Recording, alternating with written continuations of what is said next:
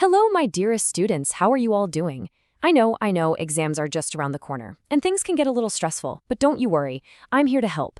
Today, we're going to quickly revise a really important chapter, the Age of Reorganization, and I promise we'll make it super simple and fun. So let's just jump right in, shall we? So just imagine this for a second. The Mauryan Empire, right? The huge one, the one of Ashoka the Great, the biggest empire India had ever seen.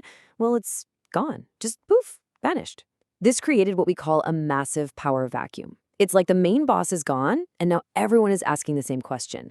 What happens now? Who's going to be in charge? To find out, we're going to go on a little trip, a tour of ancient India. See this map here? We'll start up in the north, travel down through the middle, the Deccan, and go all the way to the sunny south. And you know what? We'll even meet some new people who came from outside India. So, are you ready? Cholo, let's go. So how did this whole thing even happen? Well, listen to this. It's straight out of a movie. The last Mauryan king, he wasn't defeated in some big battle. Nope. He was actually assassinated by his own general. Can you believe it? A man named Pushyamitra Shunga. And just like that, with the emperor gone, the huge empire just cracked. It shattered into lots of smaller kingdoms. And that, my dear students, is exactly why we call this the Age of Reorganization. It's a fancy term, I know, but think of it like this. It's as if someone took the map of India, erased all the old borders, and started drawing new ones. Old areas were suddenly new kingdoms. And all these new kings? Oh, they were all competing to be the next big thing, the next superpower. Okay, first stop on our tour, we're in North and Central India. And this is where the very first new dynasty popped up right after the Mauryas.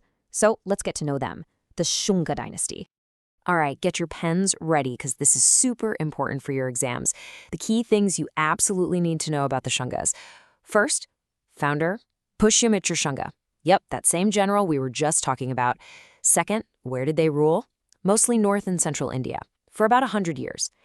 And third, and this is a big one, to prove he was the new big boss, Pushyamitra did this really famous ritual. It's called the Ashvamedha Yajna. Okay, exam time. Seriously, put a big star next to this in your notes. This question comes up a lot. So what on earth was this Ashvamedha Yajna? Let's break it down and make it super, super simple. So basically, it was a very old ritual that kings used to show off their power. Here's how it worked. A king would take a special horse, let it loose, and his army would just follow it. This horse would just wander around for a whole year. Now, if it walked into another king's territory and nobody stopped it, that meant the other king was like, okay, you're the boss. But if someone dared to stop that horse, oh, that meant war. It was the ultimate power move. But the Shungas weren't just about power moves and rituals. They were also big on art. And what's really interesting is that even though Pushyamitra followed Vedic rituals, he wasn't against other religions. Take a look at this. This is the famous Bharhut Stupa, a Buddhist monument. The Shungas actually added these beautiful detailed railings to it. It just goes to show you that different cultures and religions could live together. All right, back on the tour bus, everyone. We're heading south now into the Deccan. And here we're going to meet a really, really powerful dynasty that was around for a long, long time. The Satavahanas. And after that, we'll make a quick stopover in the east, in what is now Odisha, to say hello to the Chedis. Wow, okay, the Satavahanas. These guys were a huge deal. They ruled for more than 300 years. And you want to know their secret? It was all about trade. They were masters of business. They controlled the important roads connecting the north and south, and they even traded with the Roman Empire, all the way in Europe. Look, they even put ships on their coins. That's how you know sea trade was a big deal for them. Plus, they sponsored these amazing rock-cut caves like this one at Karikala for monks. And here's a super cool fact for you. This will definitely help you remember them for the exam. A lot of Satavahana kings were actually named after their mothers. Isn't that amazing? Take their most famous king, Gautamiputra Satkarani. His name literally means Satkarani, son of Gautami. This tells us something really important. Women, especially the queen mothers, were highly respected in their society. Okay, quick stop in the east. We're in Kalinga, which is Odisha today. Here we have the Chedi dynasty, and their most famous king was a man named Kharavela. He was a follower of Jainism, and look what he did.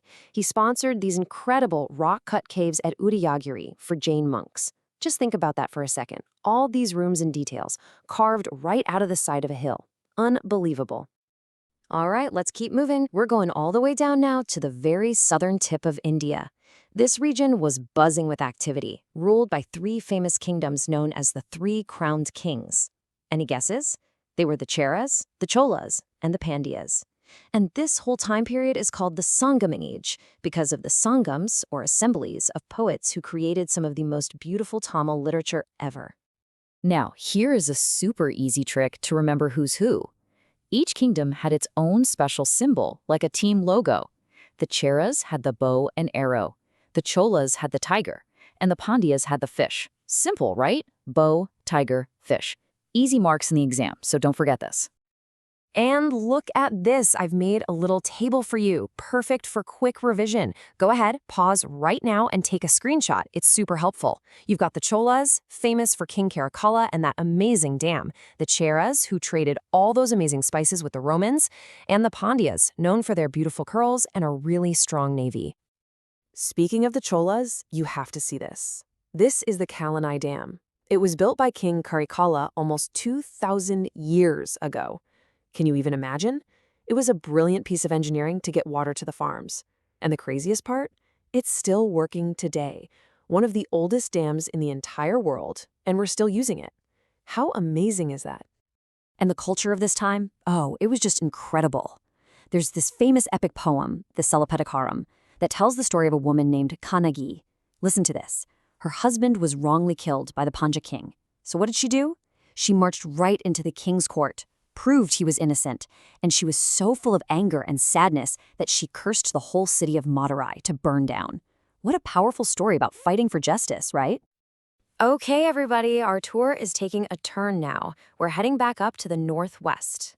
Because while all this was happening inside India, there was also something really interesting going on at the borders. New groups of people were coming in from Central Asia. And they weren't just coming to fight, they were coming to stay. And they became a really important part of India's story.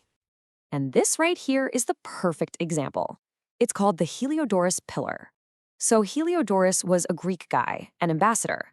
But he came to India and was so inspired by the local culture that he actually became a devotee of the god Vasudeva. And he built this pillar to show his respect. It's a perfect symbol of what we call cultural fusion, when different cultures meet, mix, and create something totally new and beautiful. So, wow, we've been all over the place, haven't we? From the Shungas in the north, to the Satavahanas, the Cholas, and even the Indo-Greeks.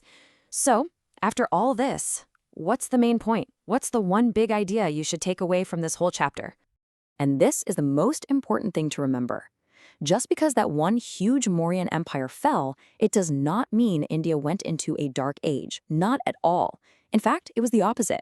With no single big boss, different parts of the country started to shine on their own. It was like a creative explosion. Every region developed its own unique art, its own amazing literature, like the Sangam poems, and trade was booming, connecting India with the entire world. You know, the great scientist Jagdish Chandra Bose said it beautifully. He said India has a vital power of rejuvenescence. It's a big word, but it just means we have this amazing ability to bounce back, to renew ourselves. Even when something huge happens, like an empire collapsing, India finds a way to change, adapt, and grow. And this whole age of reorganization, it's the best proof of that. So my dear students, what's the lesson here? It's that even when big things end, new, beautiful things can begin. Strength isn't always about having one giant empire. Sometimes strength is in all the different, vibrant cultures growing side by side. That's it for our quick tour today. I really hope this helped you understand the chapter better. All the very, very best for your exams. I know you're all going to do wonderfully.